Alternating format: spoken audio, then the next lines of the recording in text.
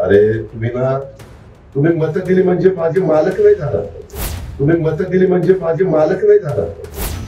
का सालगडी काय झालं काय मला? तुम्ही मते दिली म्हणजे माझे मालक नाही झालात. सालगडी करता की काय मला, असे अजित पवार म्हणाले आणि त्यांचे हे वक्तव्य चर्चेचा विषय ठरला. नक्की काय झाले होते आणि अजितदादा का संतापले तर जाणून घेऊया. दादा बारामती तालुक्यातील स्थानिक जनतेच्या समस्या आणि तक्रारी जाणून घेण्यासाठी आलेले होते.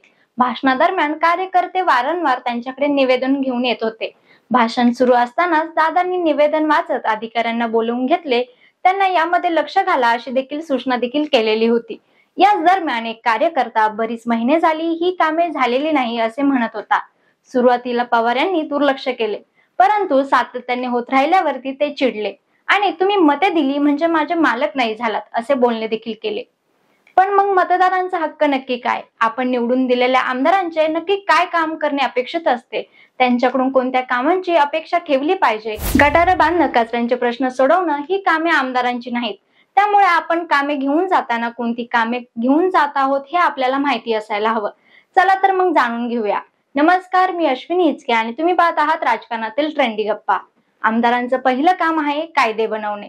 भारतीय घटनेच्या 7व्या परिशिष्टातील कलम 246 नुसार आमदारांचे काम आहे ते म्हणजे राज्याच्या अखत्यारीत येणाऱ्या मुद्द्यांवरती कायदा सुव्यवस्था राखण्यासाठी कायदे बनवणे किंवा अस्तित्वात आलेल्या कायद्यांमध्ये बदल करणे.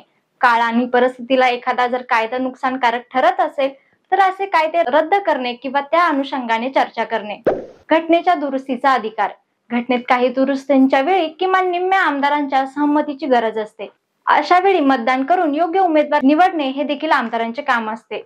आर्थिक नियंत्रण. राज्याच्या आर्थिक स्थितीवरती नियंत्रण ठेवणे हे देखील आमदारांचे महत्त्वाचे काम आहे.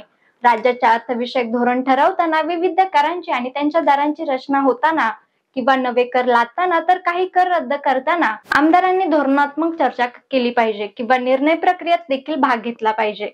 योजनांची अंमलबजावणी करणे. सरकारकडून राबवण्यात येणाऱ्या योजनांची अंमलबजावणी व्यवस्थित होते की नाही यावरती लक्ष ठेवणे.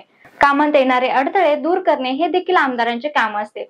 अशा योजनांची प्रामाणिकपणे अंमलबजावणी झाली पाहिजे यासाठी संबंधित यंत्रणेवरती नियंत्रण ठेवण्याचे काम आमदारांनी केले पाहिजे अशी अपेक्षा असते. प्रतिनिधींची निवड करणे.